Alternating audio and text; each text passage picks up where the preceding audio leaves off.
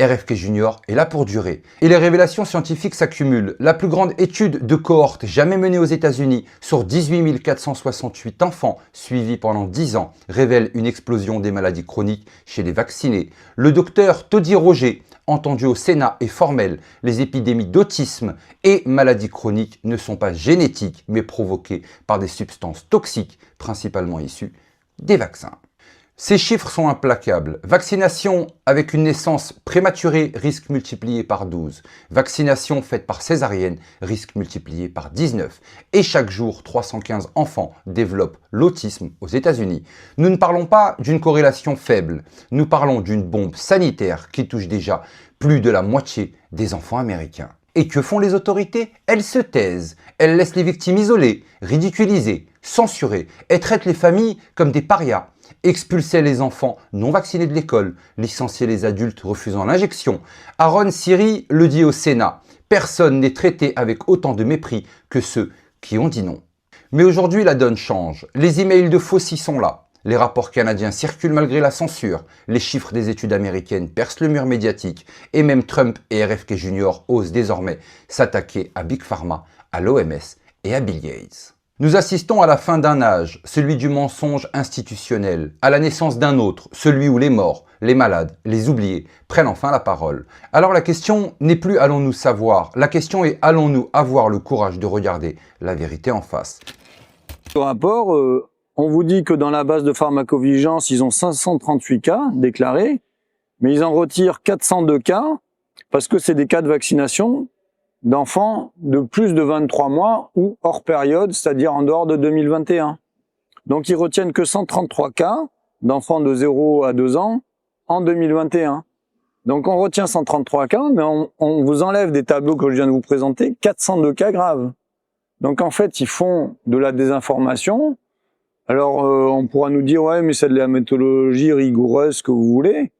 Mais au bout d'un moment, ces 402 cas, on nous les montre nulle part. Et très probablement, il y a des maladies de Kawasaki, il y a des méningites, il y a des paralysies, il y a des décès. Qui ne sont pas déclarés. Eh ben, ils sont pas montrés dans le détail. Dans les données.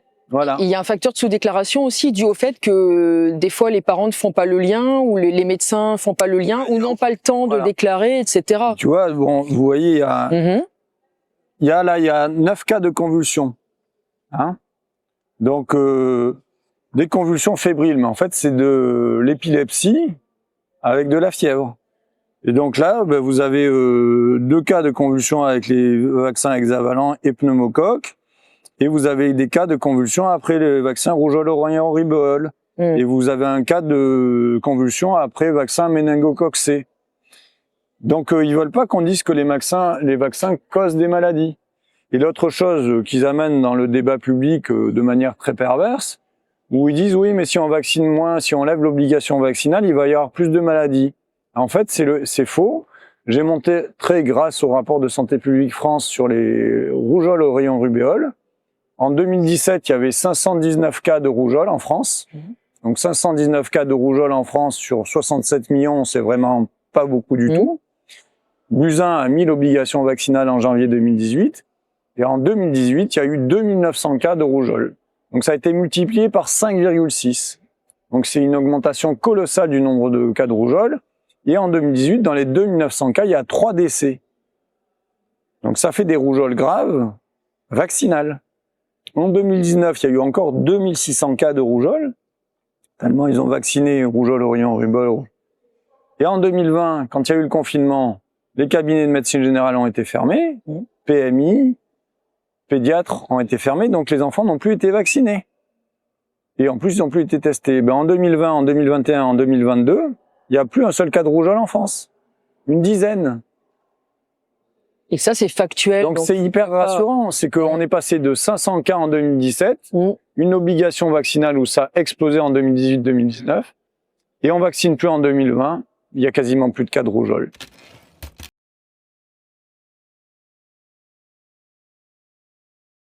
Et en gros, on arrive à 15 vaccins, en fait, Bon, maintenant. après, c'est difficile de compter le nombre de vaccins parce qu'il y a des vaccins qui sont groupés dans les injections, il y a des rappels, voilà.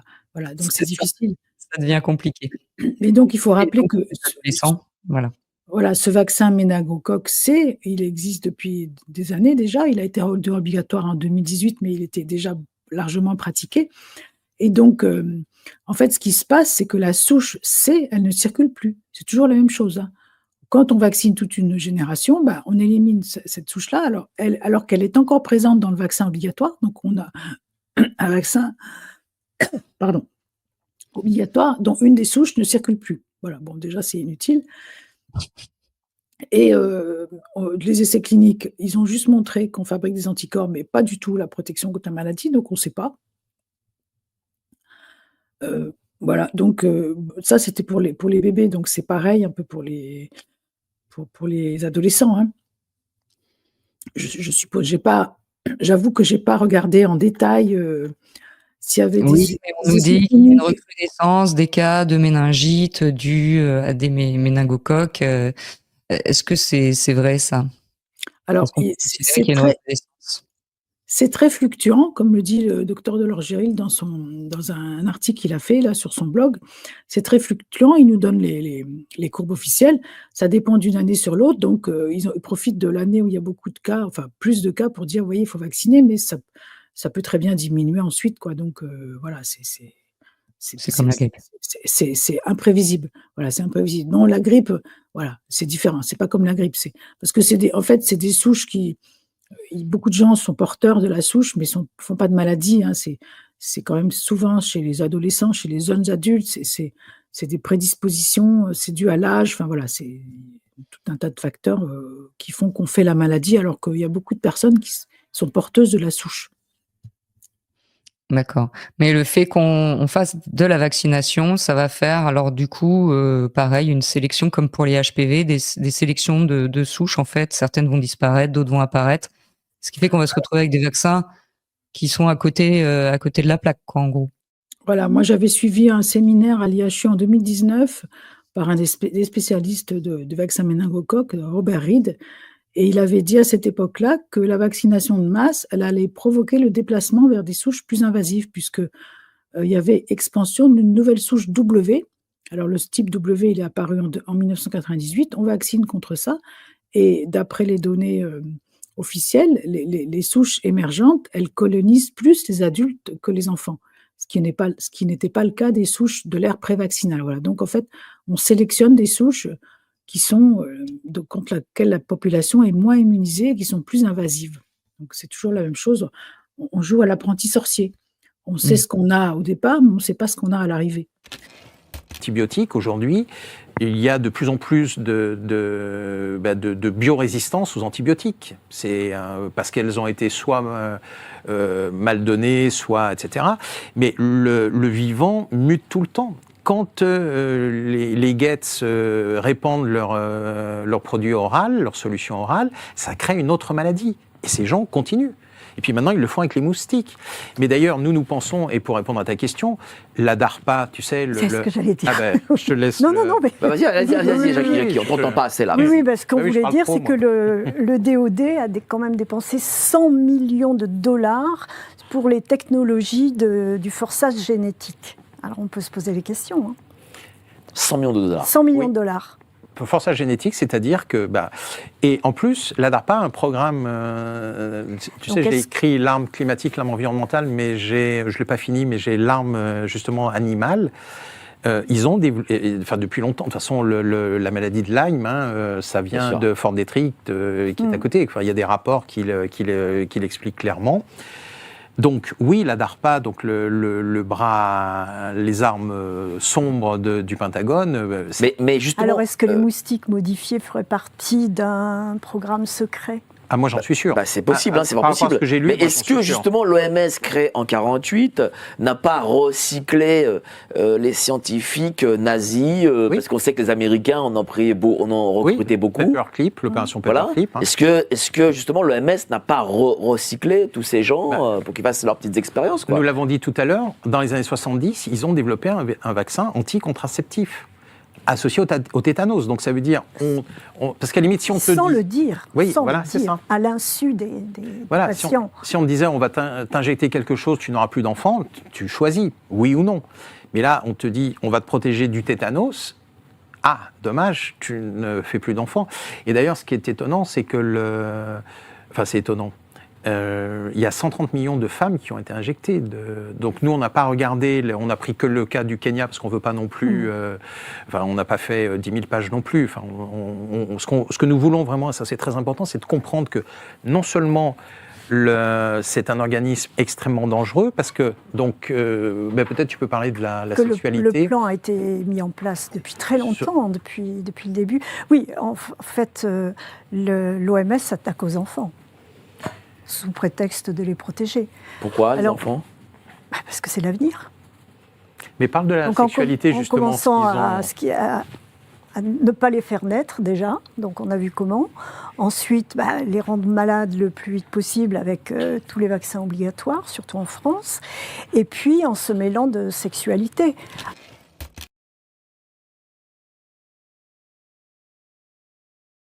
Il y a un bruit qui monte, un grondement sous la surface. Un nom revient de plus en plus souvent. Robert Francis Kennedy Jr.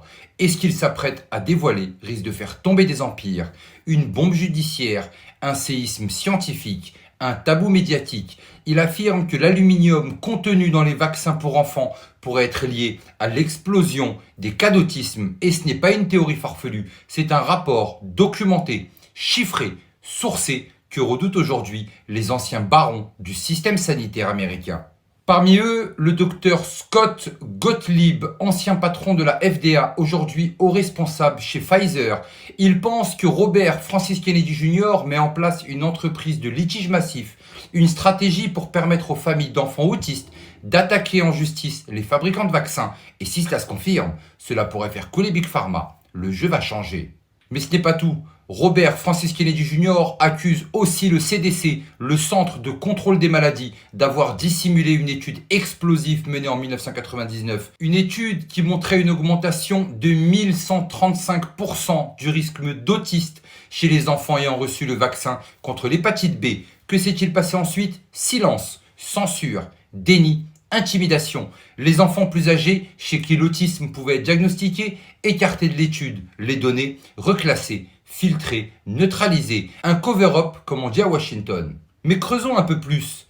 Robert Francis Kennedy Jr. cite également une étude financée par le CDC, dirigée par le docteur Ross Lazarius. Objectif, comparer le système VAERS qui recueille les effets secondaires des vaccins avec un nouveau système automatisé beaucoup plus fiable. Résultat, le système VAERS omettait plus de 99% des effets secondaires et le nouveau système, il révélait qu'un vaccin sur 37 entraînait une réaction indésirable. Mais au lieu de s'en servir, le CDC l'a fermé en 2010. Pourquoi? Parce qu'il fonctionnait trop bien. Les effets secondaires invisibles, les données fiables enterrées. Et pendant ce temps, les pédiatres reçoivent des primes de performance selon leur taux de vaccination. 50% de leurs revenus proviennent des vaccins. Si vous refusez de vacciner votre enfant, le médecin peut vous mettre à la porte. Ce n'est plus une science, c'est un business. Et ce business, Kennedy Jr. veut y mettre fin.